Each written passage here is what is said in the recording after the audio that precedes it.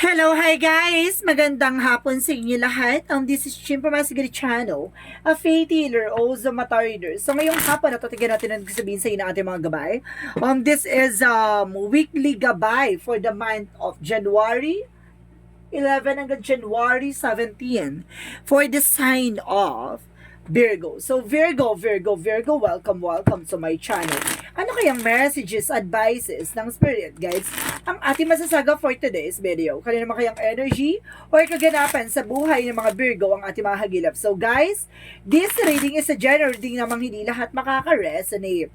Kunin lamang po makaka-relate sa inyo and comment down below kung kaninong energy ang ating nasaga. And of course, don't forget to like and subscribe my channel and notification bell for more videos update. And of course, maraming salamat sa mga walang sawang pagsuporta sa aking channel, lalong-lalo na hindi nag-skip ng ads. Naway pagpalain po kayo ng Diyos at may kapal, siksik digdig na gumapa ang biyayang manambalik sa inyo. And of course, maraming salamat po. And of course, eto na.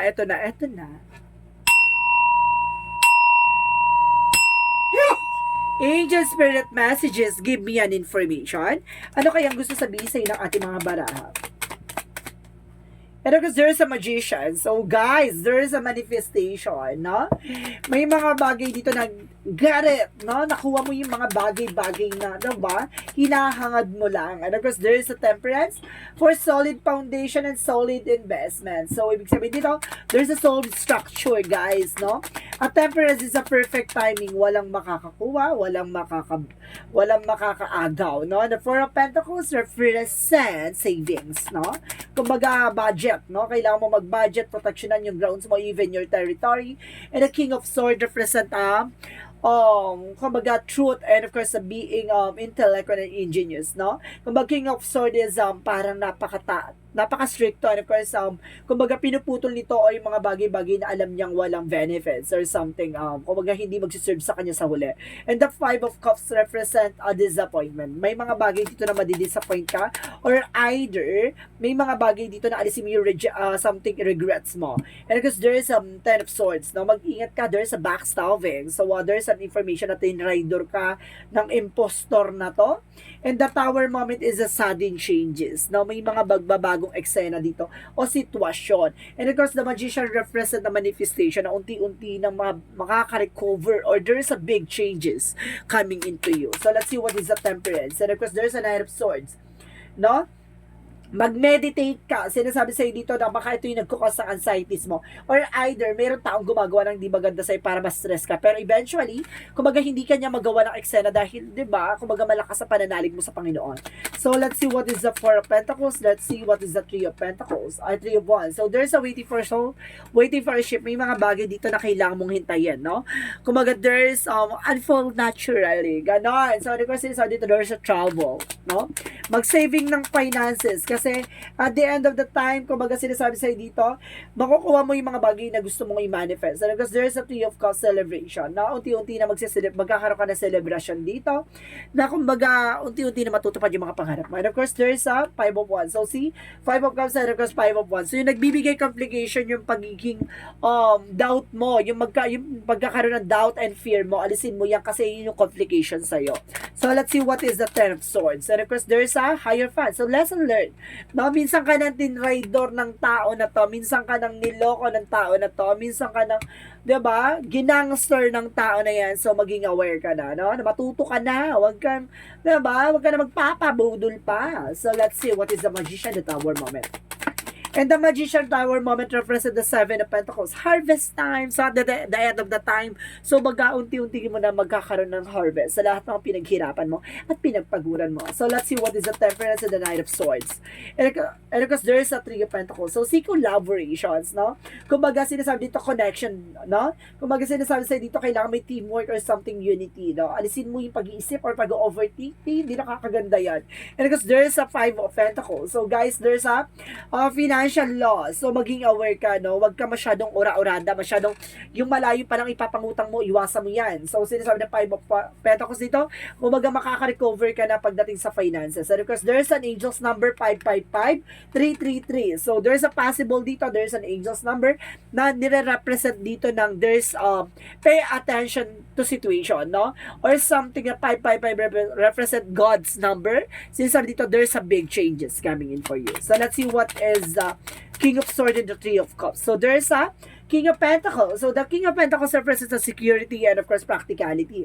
So, ibig sabihin niya, itong tao na to ay napakatalino or ikaw na tao na to ay napakatalino sa mga bagay-bagay. Practical ka sa practical, pero there's a sense sa pagdating sa celebration, no? Kailangan may mga bagay na nililimitahan ka. Huwag masyadong over, no? So, let's see what is the 5 of Cups and the 5 of Wands represent the 2 of Pentacles. So, being a balance. So, kailangan magkaroon ka ng balance sa doubt and fear mo, no? Magkaroon ka ng confidence. And of course, magkaroon ka ng tapang, no? Sa mga bagay-bagay. And of course, there is a 4 of Swords na makinig ka sa intuition and inner voice mo. Kung may gut feeling ka na itong tao na to, malakas ang kutob mo na itong tao na to may ginagawang hindi maganda sa akin or something, no? May gumagawa ng eksena sa akin, itong tao na to, parang lakas ang kabako na parang gano'n, nagkakaroon ka na ng intuition or vibration na malakas ang senses mo na parang etong tao na to tatraidorin ako, itong tao na to lolokohin ako, itong tao na to may something to behind my back, no? Yun yung kailangan maging conscious ka and awareness. And of course, there's the moon card represent a dream coming true, and of course the truth revealed, revelation, no? And of course there is a chariot card, so you need to take an action. Kung may pangarap ka, gawin mo. Kung may mga bagay na discover ka, kumbaga tapusin mo. Huwag mong hayaan, diba? Kumbaga there's a damages, may mga damage na kumalat pa o makahawa pa. So ibig sabihin dito, kailangan mong putulin yung mga bagay na yun nang sa ganun hindi na lumala. Diba? So, let's see what is additional messages for that career. And the Sun card is of your positivity. Pagdating sa career mo, magkakaroon ka ng success dito. At the same time, there is a high priestess. So, maraming hidden agenda or something mystery dito na parang hindi mo pa nakikita. Na something na, diba? Parang magsasuccess ka at the end of the time. Na parang there's a blessing disguise happen to your business and of course, negosyo, no? So, or trabaho. So, let's see. About naman sa love life, so there's a Page of Cups and of course there's the Hangman, no? Kumbaga magkaroon ka ng intuition dito na may gumagawa sa inyong dalawa ng person mo na there's the Hangman na parang lutang kayong dalawa or balisa kayo, something like that, na may gumagawa sa inyo na para maalis kayo sa wisyo or something, no? Ito, kumbaga baka ginagayuma yung person mo either na ganyan. And of course parang sinasabi dito na parang gusto nitong makontrol yung emotions ng iyong person, no? Kumbaga, kailangan maging aware ka, ha? Ginagayuma yung person mo. So, pagdating naman sa health, the full card represents the leaf of faith, no? Kumbaga, there's a renewal. And of course, there's an Ace of Pentacles. Ibig sabihin ni good naman daw ang health mo, no? Kumbaga, sinasabi dito na magkakaroon ka ng bagong eksena. And there's an infinite, no? Kumbaga, pagdating sa finances, walang problema. Sa love life ka, magkakaproblema dito. So, maging ka dito, aware, no? So, let's see what is the magical fairy messages.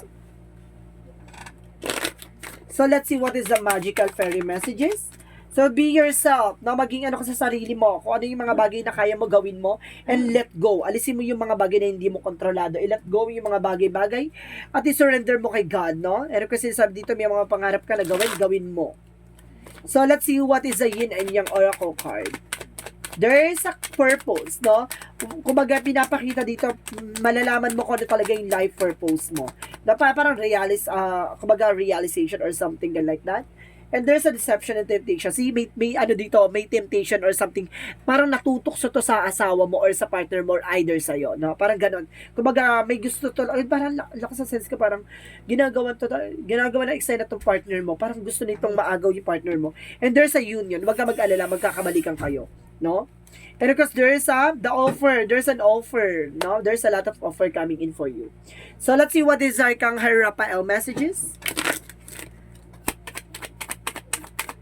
So, as your body for massage, so kailangan na massage yung katawan, no?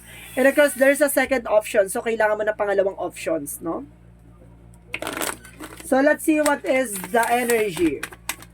Energy is community. So, ibig sabihin na sa paligid mo lang, no? Ang gumagawa sa'yo. And of course, there's an anxiety. Gusto nito mas stress ka, mag-overthink ka. And of course, there's a temple path of for discoveries. Marami ka madidiscover. So, let's see what is additional messages. So, there's a divinity, enlightenment. May mga bagay na magliliwanag sa'yo dito. And of course, there's a fast life by gift, no? May regalo sa'yo ang ating universe, either ng ating Panginoon, no? Na may gustong ipabatid sa'yo na mensahe. And of course, there is a problem solving. So, masusolusyon na yung mga problema nyo. Wow! And there's a food by relationship, no? Kumaga pagdating sa relasyon, masagana ang inyong at malusog ang inyong pagsasama ng partner mo. So, let's see what is the romance angels. Very soon. So, clearing decide what you want to so that it comes to you now. So, ibig sabihin, pagdating sa relasyon talagang, diba? So, there's a possible na, diba, nagmamahalan kayo, diba?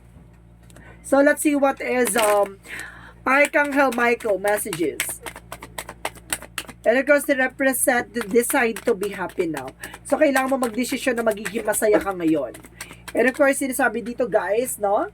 Ask Archangel Michael to help you from this situation. Humingi ka ng gabay sa ating Archangel Michael para makaalis ka sa situation.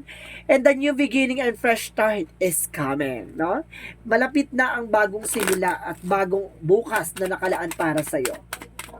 So, there's an insecurity. May naiinggit talaga, guys, no? May inggitera dito, no? May naiinggit sa'yo. No, kaya gusto nitong maagaw yung ano mo, yung person mo, baka nasasarapan sa person mo. And if there's an impartiality, no? Maaring impartiality means balance, no? So, kailangan mo maging balanse, no? Balanse sa kung ano man ang pinangahawakan mo. And of course, there's a creations, no? May gumagawa talaga, guys! No, may gumagawa talaga ng gayuma something smoke, no? So, let's see what is additional messages. May ipapakain to sa person mo, mag-ingat ka. And of course, there's an infinite abundance. So, magkakaroon ka ng kasaganahan dito, ha? Walang humpay na kasaganahan. And of course, there's an animal. So, some of you, animal lover. No, animal lover. So, some of you, may ahas talaga, guys. Nasa-sense ko, may ahas sa paligid nyo. May tridor. And there's a guilt, no? Kasi may galit din to sa'yo, no? May ngit-ngit to sa'yo. And of course, there's a success driven. So, magsa-success ka talaga at the end of the time. And of course, there's a fear. Alisin mo talaga tong takot at pangamba. And of course, there's a change. May mga bagay na kailangan mong baguhin. So, let's see what is the Monsology. Monsology represents show the world the real you. Ipakita mo sa mundo kung sino ka talaga and take time to breathe out. No, kailangan mong huminga na malalim, mag-isip-isip, no? Kung magdidesisyon ka, kailangan mo pag-isipan ng mahabang panahon. And because there is a time to give rather than take. May mas maganda ikaw yung nagbibigay ng panahon at oras kaysa ikaw yung hinihingian, no, ng panahon. And of course, there is energy is gaining momentum. So, ibig sabihin dito na nasa exciting part ka na, no? Kumbaga, itong bagay na nangyayari sa'yo, hindi mo ito makakalimutan. Parang ganon. So, let's see what is additional messages. And there's an inherent by homesick of the stars. So, ibig sabihin may mga bagay na parang matagal-tagal mo nang hinintay. No? Parang sinasabi dito na matutupad na yan, wait ka lang. And kasi sinasabi dito, there's a with the haters by deep love. So, may malalim na pagmamahal dito talaga. No? And because there's water your garden, tenderness and body care. Alagaan mo yung sarili mo. Masyado ka na napupustrate dyan sa mga bagay na ginagawa mo. So, guys, there's an angel's answer. Mag-isip kayo ng question kung anong gusto nyo katanungan. Nandito yung angel's answer. Bibilang ko na 3. Kung anong tanong nyo, isipin nyo lang, no? Pasok nyo na sa isip nyo, okay? 1, 2, 3. Angel's answer. Give me an answer for the question. Oh my God, ang ganda! So, sinasabi dito, guys, there's a recover, no? Recovery. Makaka-recover ka na sa lahat na nangyari sa'yo. And of course, there's an unlikely. May mga bagay na parang hindi mo nagugustuhan or mga bagay na hindi mo magugustuhan. And because there's a compromise, meron dito pinagkasunduan, no? Or something compromise or parang conditiones, no? May conditiones dito. So, let's see what is the Jesus loving quotes. So, sinasabi dito, the fourth porter, which is the Holy Spirit, Whom the Father will send in my name, He shall teach you all things. So, ibig sabihin dito, may mga instrumento magbibigay sa iyo ng impormasyon na para malaman mo ang kahalagahan ng mga bagay-bagay na ipinapadala sa iyo ng ating Panginoon, ng ating Ama.